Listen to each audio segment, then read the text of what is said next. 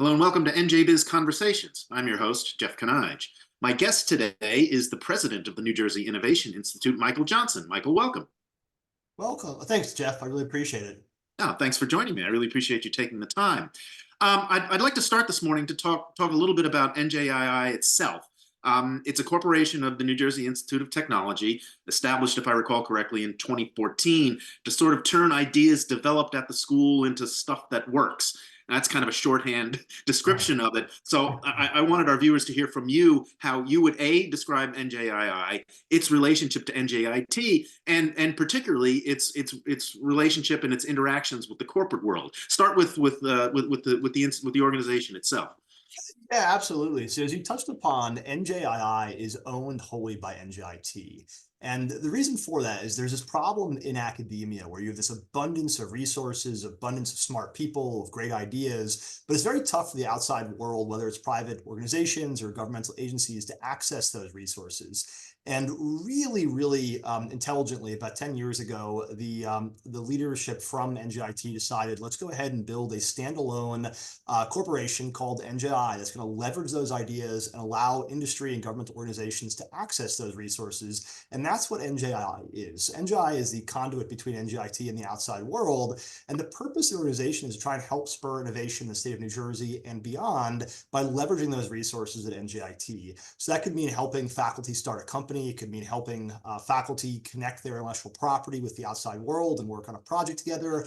Or it could mean using the framework of NJI to go after projects and grants and contracts that a traditional academic institution simply can't go after. So it's a really unique model. It's a very innovative structure of how we work, and we're able to be very quick and efficient, which is tough for a lot of universities to do. Right. It sounds like you sort of get the you sort of stand apart from the school, but you're connected to it. So and obviously you have the resources of NJIT. So what about the interaction with the corporate world? Do you talk to what should business executives, business owners know about NJII and what they can get from it, if anything? That's a great question. So NJII is the front door to NJIT. So for corporations that want to work with students, that want to work on sponsored research, that want to work on projects, or have a specific question or need, such as leveraging AI to make their business more efficient, we are the front door to make that happen with NJIT. So to find the faculty, to find the staff, to find the right subject matter experts to help out with those projects, that's the role of NJI. We will structure those relationships, we'll work on those projects and pull us together and get all the right stakeholders in the room to make those things happen. So viewing us as the connector and the conduit to make those projects come to life, that's our role and responsibility. Okay. Now, you took over as president last October. I think just before we came on, you said it was almost exactly 90 days. Yeah, exactly. Just about exactly 90 days. Yes. Okay. So, and you have experience in this kind of milieu. That you were managing director at Visicol, which is a contract research organization that came out of Rutgers. I'm curious, what attracted you to NJII? For me, I have a background educationally as a PhD, so very strong scientific background. I love science. Always since a little kid, I've always just loved science and STEM and building stuff and launching rockets and all that kind of things. And as a business owner and leader, so I started Visicol as a company out of Rutgers University, started it, founded it, built it, and then sold it. I was also very passionate about technology commercialization. So taking those cutting edge, crazy ideas and turning them into a product or a service that changes someone's life, or in the case of Visicol, potentially actually save someone's life. That to me is extremely rewarding. It's why you do science. So looking at NJI is this opportunity to harness this great resource of NJIT and bring technologies to the marketplace. A really powerful business model to do that. And for me, that was just an exciting opportunity to dig into that, to leverage those resources, and to bring lots of cool cutting edge ideas to life. That's just, to me, the pinnacle of science. And I'm so just passionate about science and hearing about the great ideas that I want to help get those into the world and turn them into products. And I've had a lot of success doing that and really want to help with that. Okay. So, what's it been like at NJI? I mean, okay, only 90 days. Surely you had a chance to sign up, get your feet wet. You know what's going on. You know where the coffee room is, all that kind of stuff. Has it matched your expectations? Are you getting what you thought you were going to get out of it? You know what? Yeah, I met with the board of trustees, I met the board of directors. I had a lot of conversations before coming on board. And before stepping into the role, I was on campus for about 2 months, at least once a week, just meeting with faculty and staff and learning more about the role and organization. And I think what was most surprising to me about it was the impact of NJI in New Jersey over the last 10 years. It's an organization that I think a lot of folks haven't heard of, but the organization over the last 10 years has generated about $330 million in revenue. It has a staff of 120 people. It works on really high impactful projects across the state of New Jersey and beyond. And for me, that was one of my biggest lessons learned is it's this unkept secret in New Jersey that's growing, that's expanding, that's working on a lot of projects that we need to talk more about. So that's a big piece of what we're trying to do now is spread the word about NJI, how folks can work with NJI, what we're doing, and how they can engage. But yeah, no surprises so far. I'm just very pleasantly surprised about the work that's going on, the great team that we have here. Okay. So what do you view as the most important aspect of your role? What's your biggest job there? Yeah, the biggest job for NJI is trying to grow the organization because through scale, we can work on bigger projects, bigger grants, bigger contracts for whether it's the Department of Energy, Department of Defense. We can work on bigger contracts through getting bigger. So we have 120 folks on our team right now. We're trying to, as we look out to 2030, double the size of the organization. So overall headcount and also overall impact. So revenue as an organization. We're slated for this year to do about $40 million in revenue. We want to come close to doubling that by 2030. And that's by Okay. going after bigger projects, bringing in bigger opportunities, partnering with other universities. So not Oh, just standing alone as NJIT, but working with Rutgers, working with Rowan on multi-university projects and multi-PI grants across different universities and helping bring those in. And then also engaging with industry. We have engaged with industry a lot over the past, but we want to do that more going forward. We have a lot of great students and faculty and want to help leverage those to help companies in the tri-state area. So all those things, but I think the big overarching goal is focusing on growth and trying to grow the organization.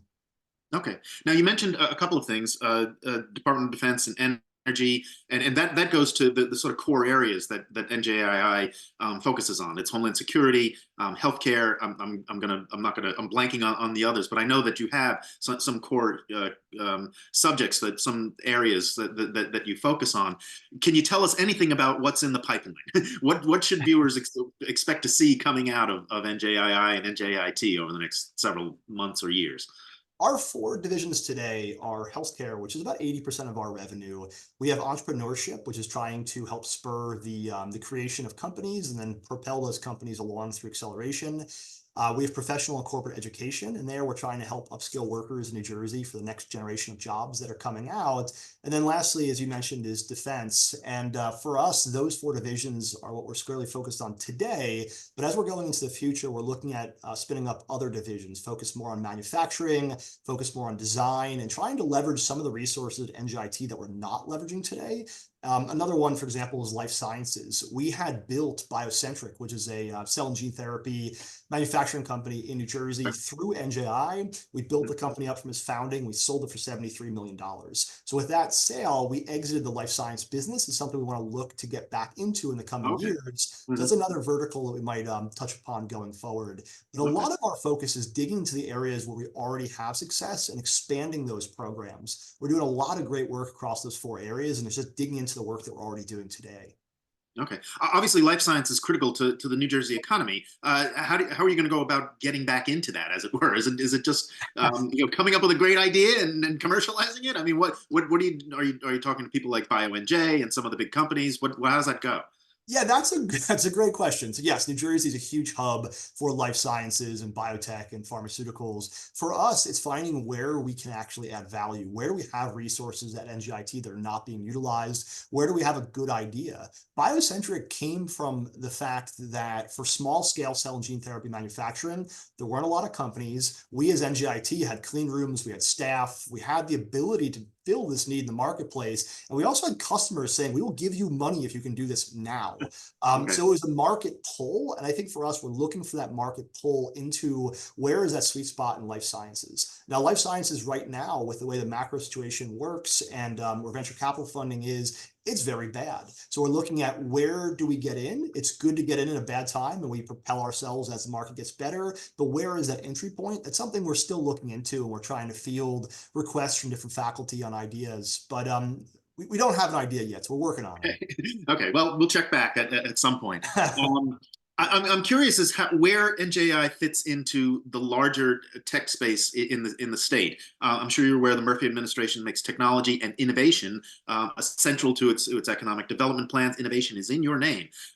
So where does NJI fit into there? Do you have any relationship with the administration? Do you have ongoing conversations with anybody in the Murphy administration or the Economic Development Authority?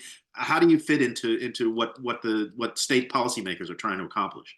That is a great question. So, yes, I'm sure you've seen the string of announcements around Helix and around Right. Princeton's Innovation Hub. And that's what I was thinking of. That all of these things that are happening, particularly Helix and New Brunswick and things like that. I'm curious as to where how you see yourself finding a place in that firmament.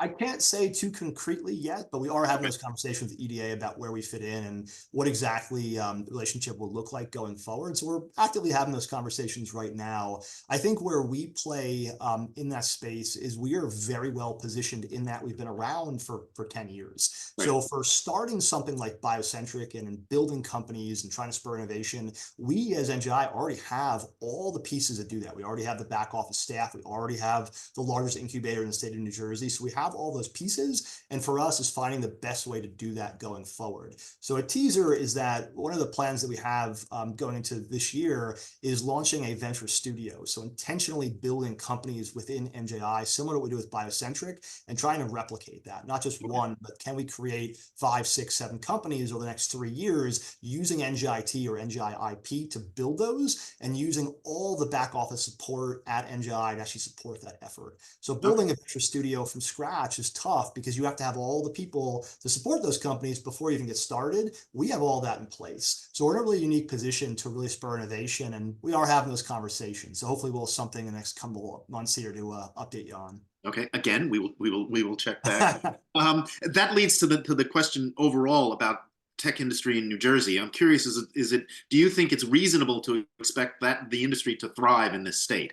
Does the infrastructure exist here in all of its forms? Not, we've heard all along about the great education system, but funding obviously is going to always be a difficulty. What do you think of the way New Jersey is sort of set up to take advantage of advancements in technology and to try to create the kind of innovation economy that the governor wants to do?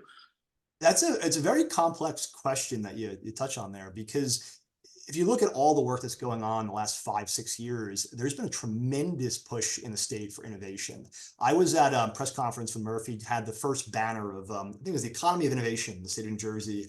There's a big red banner behind us, and it was new. There wasn't a lot going on. And between that time, I think it was 7 years ago, and now, it's crazy. I mean, we have all these different innovation centers that are opening up, lots of new innovation spaces. We have Helix, we have SciTech City. There's all this great work that's going on in the state. And I That's think where you are, so yeah, exactly. So it right. makes the assumption that if you put the spaces and money, that innovation will happen.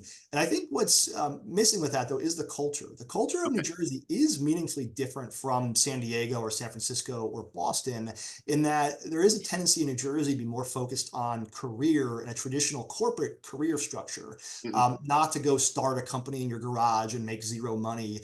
I wrote an article about this a little while ago, where in New Jersey on Thanksgiving, if you tell your family, I quit my job at Merck or Pfizer and I'm starting a company, they'll think you're crazy. Where if the Right. same conversation happens in San Francisco, you would be praised and your family would talk about how brave you are and how great it is. So the culture is meaningfully different. And that's why when we're doing things in New Jersey, we're keeping that in mind. So for example, with the venture studio that we're trying to launch, we're not going to go ahead and put a small, tiny amount of money into companies and hope the founders live on a couch somewhere, because it's not our culture. We're going to commit to these companies to bring in high level talent that would actually leave a nice job in corporate America to run a company. So the culture is a bit different, and we're putting measures in place to account for that. So that is something that we're actively thinking about. And I think that that culture is going to change, but it's going to take some time because New Jersey is just different. Right. It's known as the home of Fortune 500 companies, which are a Right. lot different than startups and early stage companies. So I get what you're saying. I'm just curious. I just wonder how you change that culture. Is there does that come from the corporations themselves, from younger people coming up through and seeing the model in Silicon Valley and saying, yes, that's where I want to be, or is there some other sort of policy changes that need to come about? It's culture is so tough to change, and it's in New Jersey, we ask at NJIT, for example, we ask students, what do you want to do after you graduate? Most of the answer is going to be, I want to work at a Fortune 500 company, I want to make six figures, I want to have this nice career. That's what they're shooting for. If you go to Berkeley or a school like that, they're shooting more for something aspirational, and it might be because of just the culture, where they're coming from, or what the ask is. So for us, it's designing programs to try and spur innovation and meet that culture. And the EDA has done some great work with this, with their fellows program, for example, where they're actually basically paying people to leave jobs to go start companies. And that Okay. kind of money allows that to happen. It spurs innovation. It does change the culture. It takes time. I think you have a few of those companies become successful, and then other people start to say, you know what, this is a viable option in New Jersey. And this is something we can do. And there are support mechanisms to make it happen. So it's going to take a little bit of time, but there are good inroads to getting that to happen. The EDA is well aware of that and making programs Okay. to. Okay.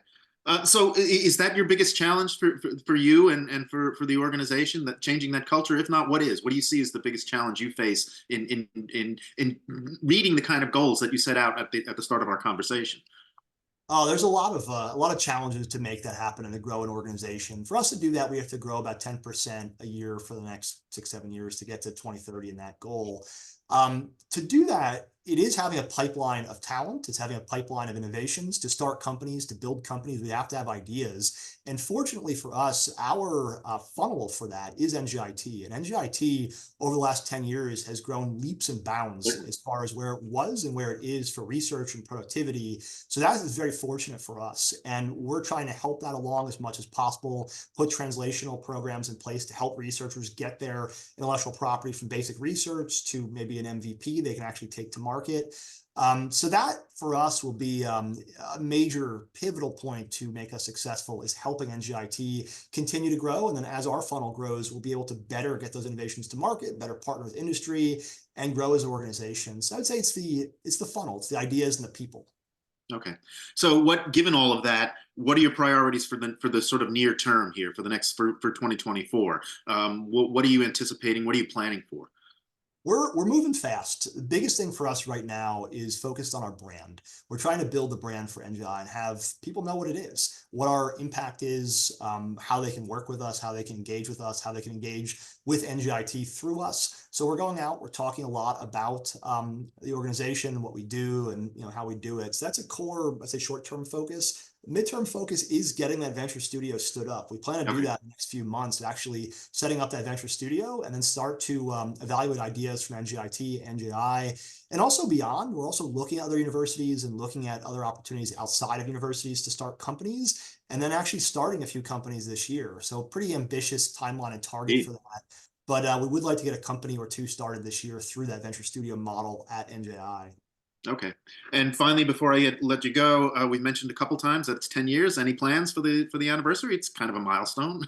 We are going to do an event. Stay Okay. tuned again for that. So we are going to do an event, and yeah, a lot to talk about, and a lot to be proud of in that short time frame. So yes, there will be an event coming up. There'll be some announcements coming out about that, and we're excited. It's a big milestone for us. Okay. Michael Johnson, president of the New Jersey Innovation Institute. I do hope you'll come back and tell us about the event and about the venture studio and all the other things that you've got going. I'd really like to hear some more about all of those things as they get going. Absolutely. Well, thank you for the time, Jeff. I appreciate it. Thank you. And thank you for watching. Until next time, stay safe, everyone.